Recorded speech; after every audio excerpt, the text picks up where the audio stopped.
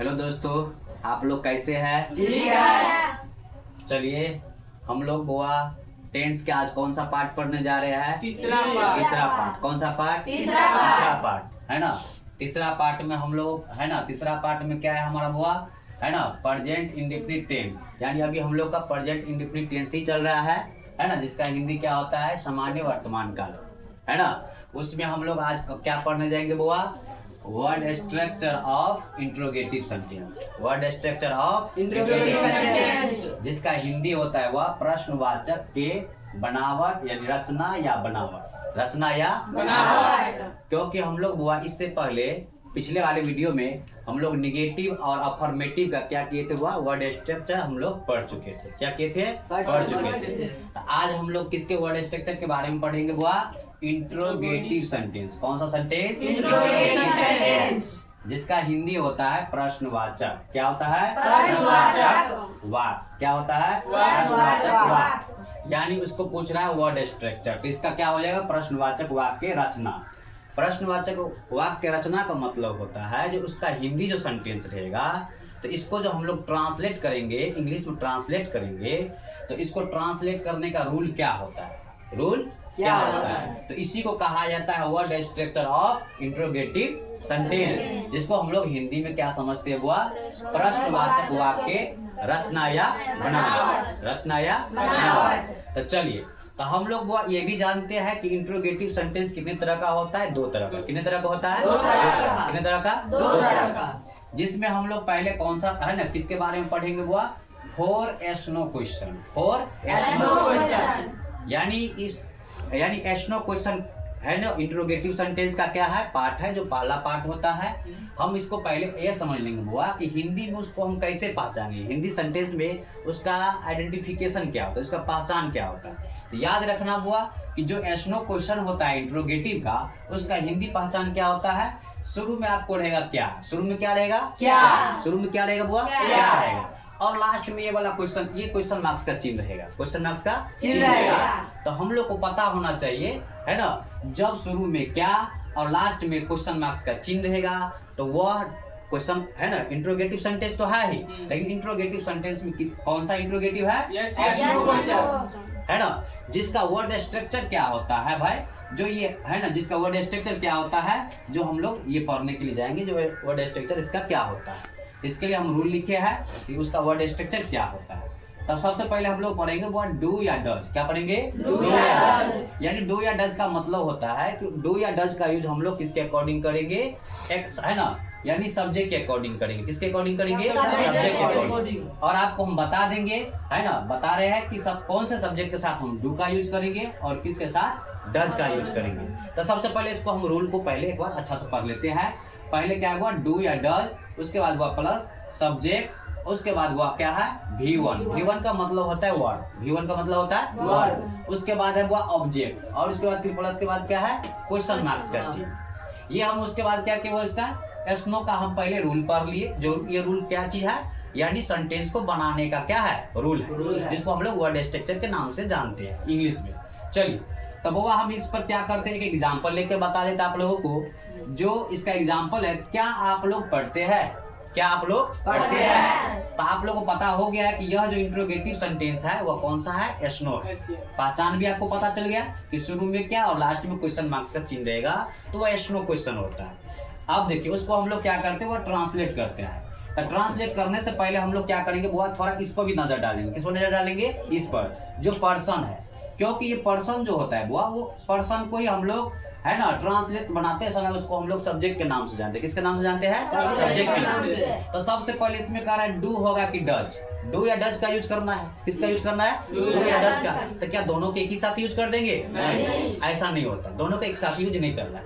तो हम कैसे किसका यूज करेंगे? तब वो यूज करने के लिए सबसे पहले आपको क्या करना पड़ेगा? सब्जेक्ट को देखना पड़ेगा। तो हिंदी सेंटेंस में हमारा सब्जेक्ट कौन है बुआ? आप लोग। क्या है? आप लोग। तो जिसमें देखिए, उसी को हम आप लोग सब्जेक्ट हो गया, जिसको हम लोग पर्सन के है ना, उसको हम लोग जो ये सब्जेक्ट आया कहाँ से आया? पर्सन से। जो कौन सा पर्सन हो जाएगा वो? ये पर्सन में देखिए, ये पर्सन है हमारा, ये पर्सन का चार्ट है, जिसमें आपको सेकंड पर्सन है, जिसमें आपको सिंगुलर नंबर में भी यू आता है और प्लूरल नंबर में भी यू आता है। तो यहाँ पर तुम लोग जो लिखा है, तुम लोग रहे चाहे आप रहे चाहे सिंगुलर रहे चाहे प्लूरल रहे, तो वहां पर क्या होगा, यू ही होता है। यू के साथ हमको किसका यूज करना है, वो डू का। किसका यूज करना है, डू का। और इसके बाद फिर क्या करना है, वो V1 का यूज करना है।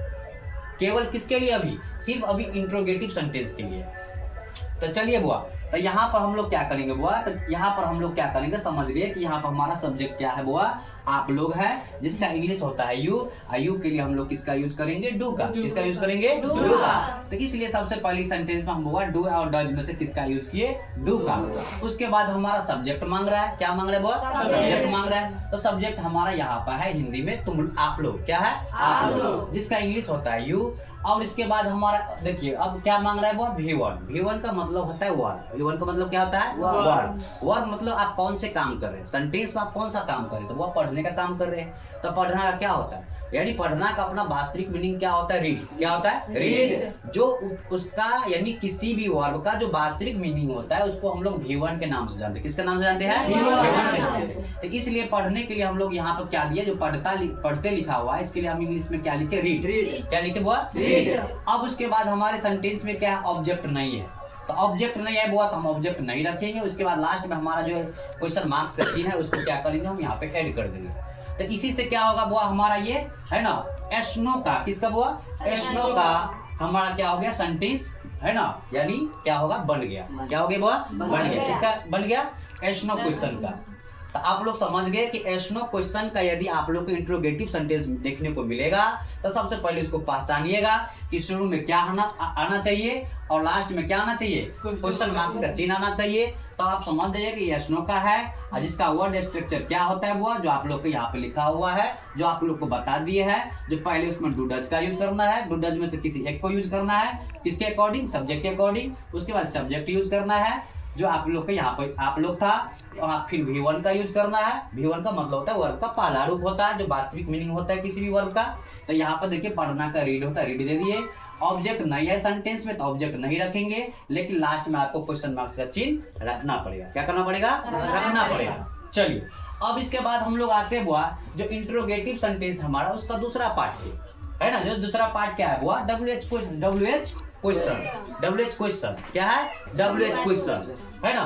तो WH क्वेश्चन में क्या आ जाता है बुआ, सबसे पहले याद रखिएगा उसका रूल क्या है, यानी वर्ड स्ट्रक्चर का रूल क्या है। तो सबसे पहले आपको आएगा बुआ WH क्वेश्चन वर्ड। और क्या आएगा, WH क्वेश्चन वर्ड। तो आप लोग कहिएगा सर ठीक है, एक बार हम पढ़ लेते हैं उसके बाद फिर बताते हैं। WH क्वेश्चन वर्ड आएगा, क्या आएगा बुआ, WH क्वेश्चन वर्ड। उसके बाद आएगा फिर बुआ डू डज, क्या आएगा, डू डज। फिर उसके बाद आएगा बुआ सब्जेक्ट, फिर आएगा वो आपको V1 का मतलब होता है वर्ब। उसके बाद ऑब्जेक्ट, फिर आपको वो हो जाएगा वो क्वेश्चन मार्क्स। आप लोग एक चीज देख रहे हैं, देखिए क्या देख रहे हैं, क्योंकि हम लोग एस्नो का जो अभी रूल पढ़े थे वर्ड स्ट्रक्चर का, जिसमें आपको क्या लिखा हुआ था, do does plus subject plus V1 plus object plus question marks का चिन्ह। सेम देखिए आपको सेम आपको देखने को मिलेगा। देखिए डू डज, उसके बाद सब्जेक्ट, फिर देखिए V1, फिर देखिए ऑब्जेक्ट, फिर देखिए क्वेश्चन मार्क्स। आपको सिर्फ इसमें क्या बढ़ गया, शुरू में आपको बढ़ गया है ना WH question word, WH question word. आप लोग कहिएगा सर कि WH क्वेश्चन वर्ड क्या होता है ना, और इस सेंटेंस का पहचान क्या होता है, ये भी आप पूछिएगा। तो सबसे पहले हम वो आपको क्या बताए थे कि WH क्वेश्चन वर्ड क्या होता है। तो WH क्वेश्चन वर्ड को हम लोग थोड़ा इधर है ना थोड़ा ध्यान देंगे कि नोट के रूप में लिख दिया हुआ कि व्हाट मींस क्या होता है, क्या। व्हाट मींस क्या होता है, क्या। व्हाई, WHY मींस क्या होता है, वो क्यों। उसके बाद वो लिखा है हु मींस क्या होता है, कौन। हु मींस क्या है, कौन। उसके बाद हाउ, W है ना HOW, हाउ मींस क्या होता है, कैसे। उसके बाद है वो WHERE, वेयर मींस कहां। WHEN, व्हेन मींस कब, है ना कब। ये सारे वर्ड जो है ये सारे वर्ड है यही कहलाता है WH क्वेश्चन वर्ड। यही क्या कहलाता है, WH क्वेश्चन वर्ड। यह जो हम लोग सेंटेंस जो पढ़ रहे हैं इंट्रोगेटिव का जो पार्ट नंबर 2 है, जो WH क्वेश्चन के नाम से जाना जाता है, तो उसमें जो आपको जो क्वेश्चन बनाने का काम जो करता है, तो यही WH वर्ड ही है ना क्वेश्चन बनाने का काम करता है। तो आप बोलिएगा सर कैसे काम करता है, तो चलिए हम एक बार हिंदी सेंटेंस को पढ़ लेते हैं। जैसे लिखा हुआ है बुआ, आप लोग कब पढ़ते हैं। यदि मान लीजिए हम कब को हटा दे, अगर कब को हटा दे तो क्या होता है, आप लोग पढ़ते हैं। क्या उससे आपको कोई क्वेश्चन बन रहा है, कोई क्वेश्चन बन रहा है, नहीं बन रहा है। यदि हम इसको फिर कब को ले लेते हैं, आप लोग कब पढ़ते हैं, आप लोग कब पढ़ते हैं, तो आपसे कहा जा रहा है आप लोग तो पढ़ते हैं, लेकिन कब ने क्या पूछ दिया, आप कब पढ़ते हैं, तो आपको क्वेश्चन खड़ा कर दिया। क्या खड़ा कर दिया, क्वेश्चन खड़ा कर दिया। तो आप बोलिएगा सर कि आप ये बताइए कि हम लोग जैसे ये दोनों में डिफरेंस कैसे समझेंगे कि सर ये एस्नो होगा ये WH होगा। एक बार फिर इस पर बात कर लेते हैं। तो आपको सबसे पहले बोले बुआ कि एस्नो जो हम कहेंगे तो शुरू में क्या रहेगा और लास्ट में आपको क्वेश्चन मार्क्स का चिन्ह रहेगा। ये आपको एस्नो का पहचानने का नियम है। लेकिन आपको WH को कैसे पहचानिएगा तो उसको समझ लिए। तो WH वर्ड जितना भी है तो आप कहिएगा सर WH वर्ड क्या है, तो WH वर्ड ये इंग्लिश में हो गया, ये हिंदी में हो गया। ये सारे वर्ड आपको कहाँ लिखा रहेगा बुआ, हिंदी सेंटेंस में। कहाँ लिखा रहेगा, हिंदी सेंटेंस में। तो कहाँ लिखा रहेगा बुआ, तो आपको बता देता हूँ सब्जेक्ट के बाद लिखा रहेगा। कहाँ लिखा रहेगा, सब्जेक्ट के बाद लिखा रहेगा। ये सब्जेक्ट से पहले नहीं लिखा रहेगा। जबकि एस्नो में क्या है, सब्जेक्ट से पहले क्या लिखा हुआ है। लेकिन कहीं आपको क्या देखने को इसमें भी मिल सकता है, लेकिन वो सब्जेक्ट के बाद देखने को मिलेगा। तो इसको आप इस रूल पर नहीं बनाओगे, इस रूल पर बनाओगे। सब्जेक्ट के बाद यदि आपको क्या देखने को मिलेगा है ना, तो वहां पर आप क्या कीजिएगा, ये WH क्वेश्चन सेंटेंस के रूल से हम उसको क्या करेंगे, उसको ट्रांसलेट करेंगे। तो चलिए वो आप इसको ट्रांसलेट करते हैं। तो सबसे पहले हमको ट्रांसलेट करने के लिए सबसे पहले क्या मांग रहा है, WH क्वेश्चन वर्ड। तो आप लोगों को पता चल गया हमको क्वेश्चन कौन बना रहा है, कब। तो भाई कब का इंग्लिश क्या होता है, व्हेन। तो सबसे पहले वो हमने यहाँ पे व्हेन का यूज किए है ना। उसके बाद आगे हमारा पूछ रहा है डू या डज। क्या पूछ रहा है, डू या डज। तो आप लोग को बता दूं कि डू और डज का यूज करने से पहले हमको किसको देखना है, सब्जेक्ट को। किसको देखना है, सब्जेक्ट को। तो जो हमारा ये सेंटेंस में सब्जेक्ट कौन है हिंदी सेंटेंस में, आप लोग। कौन है वो, आप लोग। कौन है, आप लोग। कौन है, आप लोग। तो जब आप लोग जानते हो कि आप लोग का इंग्लिश क्या होता है, यू, तो यू के साथ किसका यूज करना है, डू। तो इसलिए वो हम यहाँ पर डू का यूज कर दिए। अब उसके बाद हमारा आगे मांग रहा है वर्ड स्ट्रक्चर के अकॉर्डिंग सब्जेक्ट। तो सब्जेक्ट हमारा आप लोग है जो हम यू दे दिए। अब उसके बाद मांग रहा है हमारा वर्ब। क्या मांग रहा है, वर्ब मांग रहा है। तो वर्ब हमारा यहाँ पर क्या है, पढ़ना। जो पढ़ने के काम हो रहा है, तो वहाँ पर कौन सा काम हो रहा है, पढ़ने का। तो यहाँ पर हम लोग क्या करेंगे, वर्ब का पहला रूप जो रीड होता है, रीड दे दिए।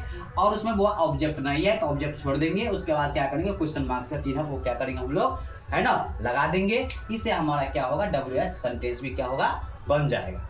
तो चलिए बच्चों आप लोग ये बताइए कि आप लोग को अभी जो हम लोग है ना प्रेजेंट इंडेफिनिट टेंस के है ना किस पर हम लोग चर्चा किए बुआ, इंट्रोगेटिव सेंटेंस पर चर्चा किए। क्या आप लोग को इसमें समझ में आया कि नहीं आया, है ना। हमको लग रहा है, आशा है मुझे कि आप लोग को बहुत अच्छा से है ना समझ में आया होगा, है ना। आपको बहुत अच्छा से बताया गया है, आप लोग को बहुत अच्छा से समझ में आया होगा, है ना। चलिए तो फिर एक बार हम रिप्लाई कर देते हैं बुआ। सबसे पहले हम लोग है ना इंट्रोगेटिव सेंटेंस में कौन सा पहला रूल पढ़े, है ना, एस्नो क्वेश्चन। पहले क्या पढ़े बुआ, एस्नो क्वेश्चन। एस्नो क्वेश्चन का सारा आपको रूल लिखा हुआ है। रूल के अकॉर्डिंग हमने आपको क्या क्या बुआ एग्जाम्पल दे के बता दिया इसको कैसे बनाना है। उसके बाद दूसरा रूल है बुआ इंट्रोगेटिव का, जो आपको क्या है बुआ, है ना, WH क्वेश्चन है जिसका रूल भी था। रूल भी हम लोग पढ़ लिए और रूल के अकॉर्डिंग हम लोग एग्जाम्पल भी पढ़ लिए, है ना। तो हम लोग आशा करेंगे, हम आशा करेंगे कि आप लोग बहुत अच्छे से समझ गए होंगे, है ना। ऐसे ही वीडियो देखने के लिए बुआ आप लोग हमारे चैनल को सब्सक्राइब और लाइक कीजिएगा। तब तक के लिए धन्यवाद।